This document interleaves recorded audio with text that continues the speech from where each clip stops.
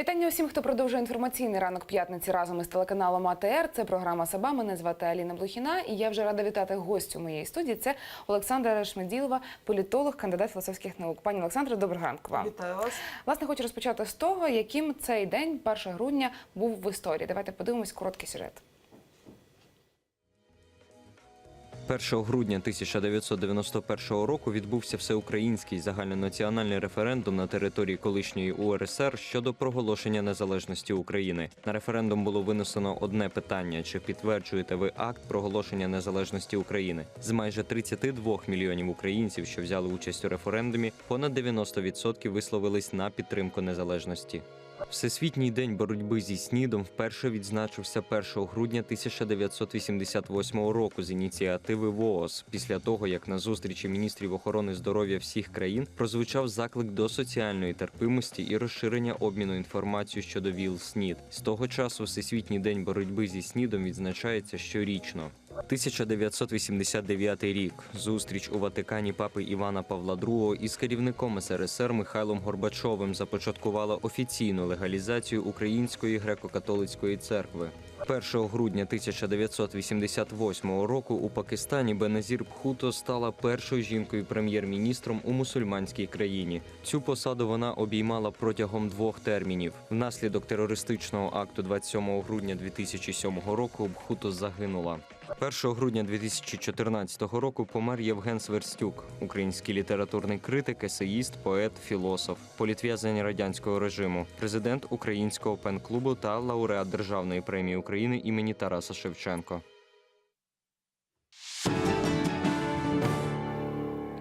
Ось таким було 1 грудня у різні дні української та світової історії. Побачимо, що принесе нам 1 грудня 2017-го. А з пані Олександрою хочу розпочати розмову з того, що нам приніс день учорашній. Власне, черговий виток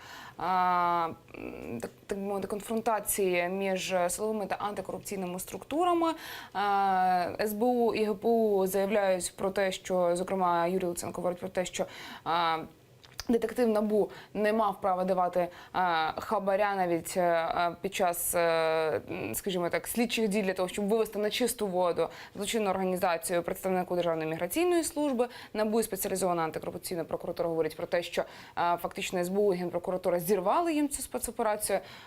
Пані Олександро, допоможіть розібратися, хто тут, які інтереси переслідує і чому складається така ситуація протистояння між силовими антикорупційними органами? Їх вже називали битва абревіатур, знаєте, тому що насправді зрозуміло, що українці досить інтегровані в інформаційний простір, всі за цим слідкують, знають усі останні новини, всі прокидаються з гаджетами в руках. Проте, в принципі, здорова людина розібратися в такій кількості структур вже, в принципі, може з труднощами. На сьогоднішній день можна констатувати, що є певна постійна конфронтація між старими силовими відомствами і новоствореними так званими антикорупційними. Так? Вони так чи інакше знаходяться постійно в стані, ну, якщо не війни, то такого постійного латентного протистояння. Ми можемо констатувати в експертному середовищі, що є певна напруга і між старими структурами. Наприклад, згадайте конфлікти між СБУ, ГПУ.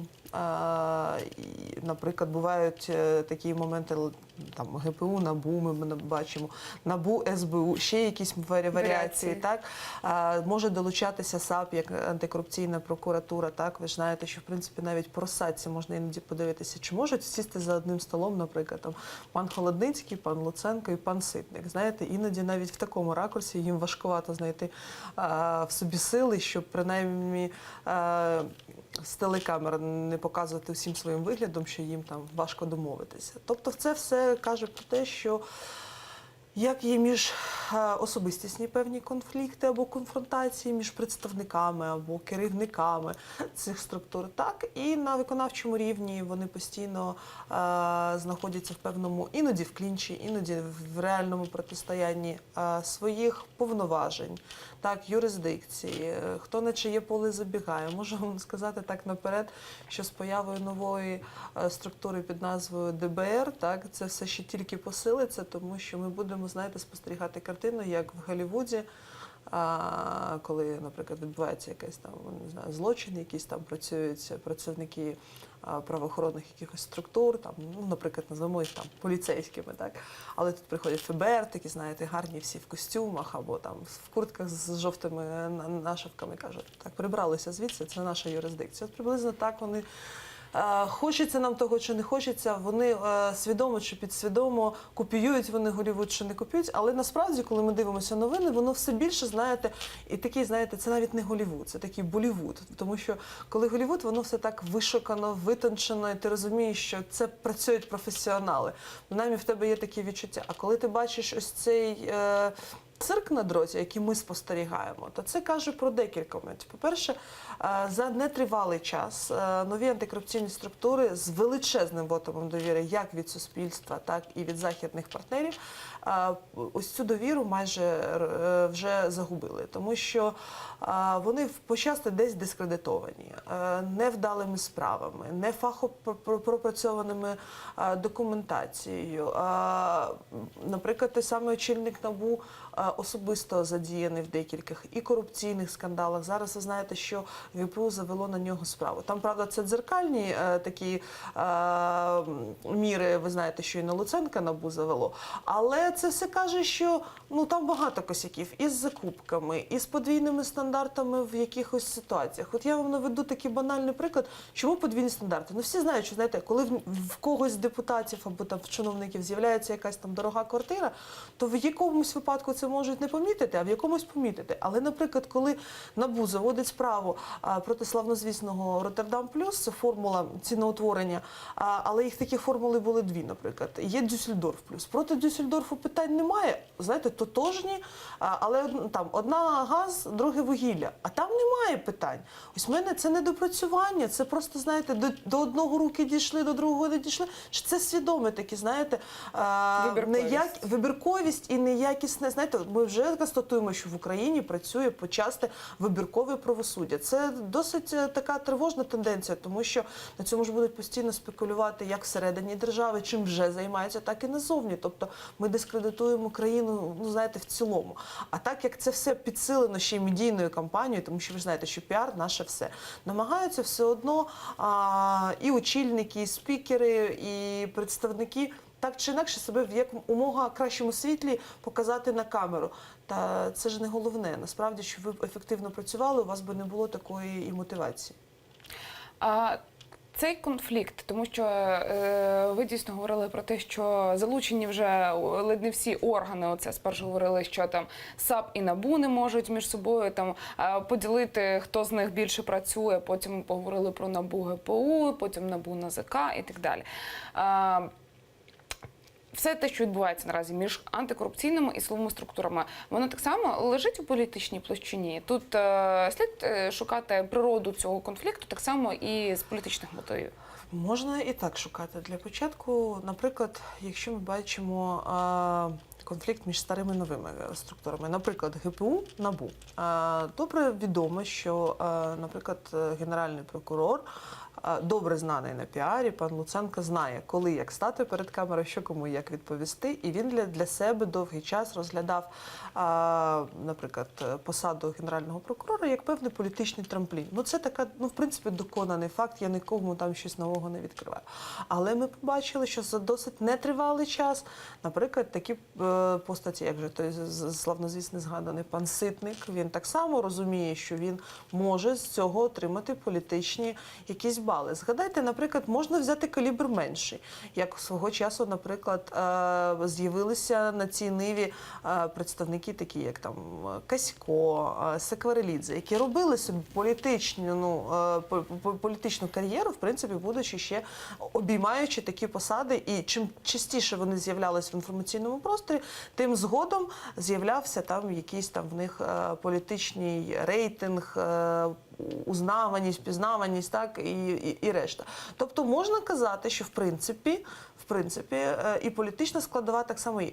Ще треба розуміти, що досить часто та чи інша справа, яка з ініціативи якихось органів з'являється в просторі, а потім вона роздувається, роздмухується до якихось космічних масштабів, як ми бачили, наприклад, там славнозвісна справа Розенблата, так, або ще якась. Тобто вона ж може бути викривлена. Наприклад, справа Оніщенка, яка набула досить широкого розголосу, і навіть вже не всередині лише нашої держави, а вийшла за її межі, тобто виходить вже на міжнародний рівень. Тому тут спірні питання, дивлячись для кого, знаєте. Згадайте там, наприклад, справу пана Мартиненка і Народного фронту. Це взагалі мало такий момент, коли змінена була траєкторія розвитку цієї політичної сили. Так, вони потім вимушені були йти на певні там поступки, домовлення. Тобто, насправді, якщо це вірно зініційована якась там і доведена справа, то вона могла бути лише в площині боротьби з корупцією або лише в площині правопорядку. Але коли це все має політичні наслідки, або якщо воно все має якусь там довготривалі якісь моменти, то насправді політик додається. Знаєте, спочатку якась там щепоточка політики, а потім це все може перетворюватись на повністю політичне якесь там блюдо. Ви сказали про те, що із появою ще одного органу Державного бюро розслідувань все, що відбувається наразі між цими структурами, може загостритися. І одразу створення ДБР – це так само, знаєте, якесь риторичне вже питання, тому що фактично органу немає, є керівники. Так от щодо керівника, щодо Романа Труби, так само дуже контроверсійна постать, як наразі пишуть у засобах масової інформації. І у Мін'юсті заявили, що він не проходив люстраційної перевірки. Своєю чергою члени комісії, які його обирали, сказали про те, що він не мав цього робити, бо з 2015 року, якщо не помиляюсь, не обіймав посади у силових структурах, правоохоронних органах. Чому наразі, от на вашу думку, зчиняється довкола персони Романа Труби ось такі дискусійні обговорення, і чи, знаєте, не втратить українець довіру до цього органу, якщо вже на самому початку чує ось такі знаєте, як то кажуть, він ще не створений, але він вже може не взлетіти. Тобто зрозуміло так, що траєкторія може бути вже порушена. Що може бути такою причиною? Насправді, вже при первинному аналізі, по-перше, обрання керівників було зроблено в останні дні, скажімо так, в такі палаючі дедлайни. Це вже говорить про те, що щось там пішло не так. Другий момент – це начебто прозора процедура обрання, а не призначення. Ви ж розумієте, що всі конкурсні процедури на сьогоднішній день почасти вже дискредитовані. Це стосується багатьох моментів. Я нагадаю, що, наприклад, пана Насірова обрали за конкурсною процедурою, так, шалений скандал. Надалі ряд, я просто не хочу на цьому витрачати час, це така відкрита інформація, але конкурсні процедури з намаганням зробити їх більш прозорими, ми все одно бачимо, що це просто призначення під іншим соусом або під іншою ширмою. Тобто це більше демонстрація певних конкурсних процедур, хоча в своїй основі це все теж старе, добре знане призначення.